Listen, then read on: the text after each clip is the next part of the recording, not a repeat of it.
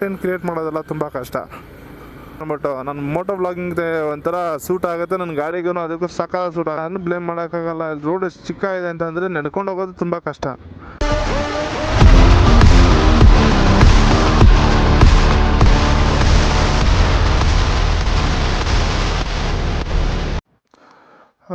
ಅಂತೂ ಇಂತೂ ಆಫೀಸ್ ಮುಗೀತು, ಇವಾಗ ಮನೆಗೆ ಹೊಡ್ತಾ ಇದ್ದೀನಿ. ಬರೀ ಹೊರಡೋಣ.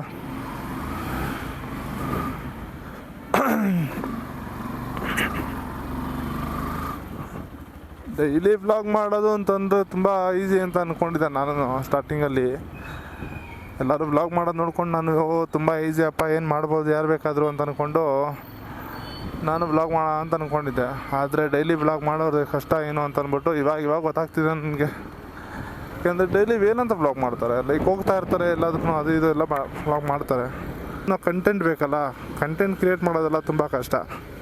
ಏನಿಲ್ಲ, ಆಫೀಸಿಂದ ಹೊರಟಾಯಿತು, ನಮ್ಮ ಅಣ್ಣವ್ರನ್ನ ಪಿಕ್ ಮಾಡಬೇಕು ಅಂತ ಅಂದ್ಬಿಟ್ಟು ಫೋನ್ ಮಾಡಿದ್ದೆ ನಮ್ಮಣ್ಣ.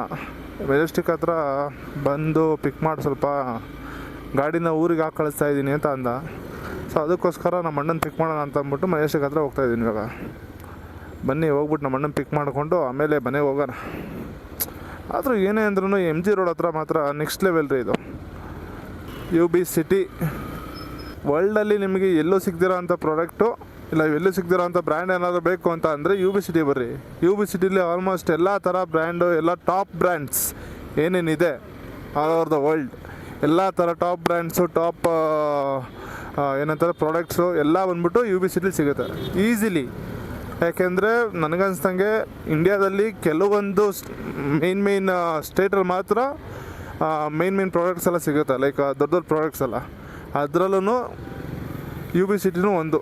ಯಾರೋ ಡ್ಯಾನ್ಸರ್ಸ್ ಎಲ್ಲ ಬಂದಿದ್ದಾರೆ, ಇವತ್ತೇನೋ ಇವೆಂಟ್ ಇತ್ತು ಅನಿಸುತ್ತೆ UB ಸಿಟಿಲಿ. UB city Vittal Mallya road, ಅವ್ರ ಅಪ್ಪಂದೇ ಅಲ್ವಾ ಲೇಔಟು, ಅದಕ್ಕೋಸ್ಕರ ವಿಠ್ಠಲ್ ಮಲ್ಯ ಅಂತ ಇಟ್ಬಿಟ್ಟಿದ್ದಾರೆ. ಹೀಗೆ ನನ್ನ ಫ್ರೆಂಡ್ನ ಮೀಟ್ ಮಾಡೋಣ ಅಂತ ಅಂದ್ಬಿಟ್ಟು ನಾನು ಮತ್ತಿಕೆರೆ ಹತ್ರ ಹೋಗಿದ್ದೆ. ಮತ್ತಿಕೆರೆ ಹತ್ರ ಹೀಗೆ ಹೋಗ್ತಾ ಒಂದು ಲೆಫ್ಟ್ ಸೈಡಲ್ಲೊಂದು ಹೆಲ್ಮೆಟ್ ಶೋರೂಮ್ ಕಾಣಿಸ್ತು. ನಾರ್ಮಲಾಗಿ ಬೈಕರ್ಸ್ಗೆಲ್ಲ ಏನು ಹೆಲ್ಮೆಟ್ಸ್ಗಳು ಇಲ್ಲ ರೈಡಿಂಗ್ ಜಾಕೆಟು, ಬೈಕ್ದು ಏನೇ ಪಾರ್ಟ್ ಇದ್ರೂ ಅದೆಲ್ಲ ಒಂಥರ ತುಂಬ ಇಷ್ಟ ಅಲ್ಲ. ಸೊ ಅದೇ ಥರ ನನಗೂ ಹೆಲ್ಮೆಟ್ ನೋಡೋಣ ಅಂತ ಅಂದ್ಬಿಟ್ಟು ನೋಡೋಣ ಯಾವ್ದಾರ ಹೊಸ್ದಾಗಿ ಏನೋ ಹೆಲ್ಮೆಟ್ ಬಂದಿದೆ ಅಂತ ಅಂದ್ಬಿಟ್ಟು ಹೊರಗಡೆ ಹೋದೆ. ನೋಡಿದ್ರೆ ಹೊಸ್ದಾಗಿ ಬಂದಿರೋದು ಆಕ್ಸರ್ ಲಾಂಚ್ ಆಗಿದೆ ಗುರು.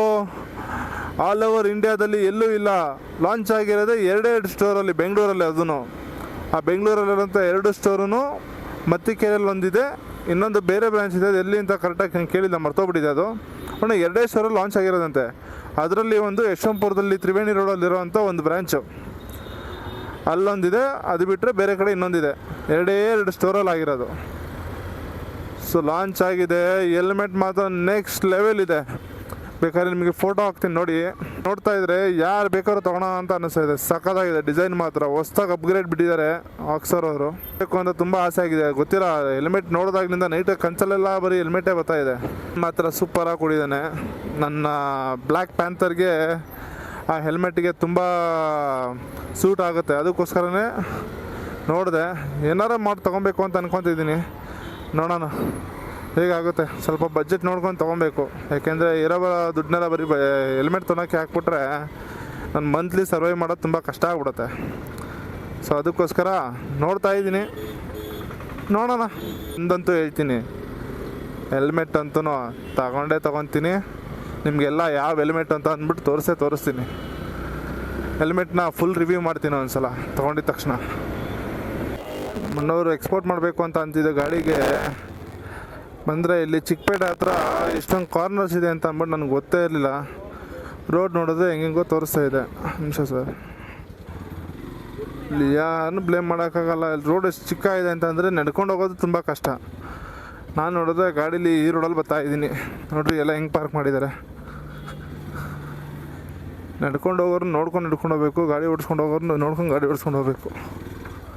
ಇಲ್ಲ ಅಂತ ಅಂದರೆ ನೀವು ಈಚೆ ಬರೋದು ಕಷ್ಟ ಆಗ್ಬಿಡ್ತದೆ ಆಮೇಲೆ. ನೋಡ್ರಿ ಹೆಂಗಿದೆ ನೋಡ್ರಿ ರೋಡು, ಚಿಕ್ಕಪೇಟೆ ರೋಡು. ಸ್ವಲ್ಪ ಇದ್ರೂ ಗುದ್ದಿತೀರಿ ಅಷ್ಟೇ. ಅಯ್ಯೋ, ಈಸಿ. ನೋಡ್ರಿ ಒಂದು ಗಾಡಿ ಹೋಗ್ತಿದ್ರೆ ಸೈಡಲ್ಲಿ ತಳ್ಕೊಂಡು ಹೋಗ್ತಾರೆ. ನೋಡಿರಿ ಇಂಥ ಜಾಗಗಳಲ್ಲೂ ಒಂದೊಂದು ಟೀ ಅಂಗಡಿಗಳು, ಸ್ಮೋಕಿಂಗ್ ಅಂಗಡಿಗಳೆಲ್ಲ ಇಕ್ಕಿದ್ದಾರೆ. ನನಗೆ ಹೋಗೋಕ್ಕೆ ಜಾಗ ಇಲ್ಲ, ಇವ್ನು ಬೇರೆ ಬರ್ತಾನಲ್ಲಪ್ಪ.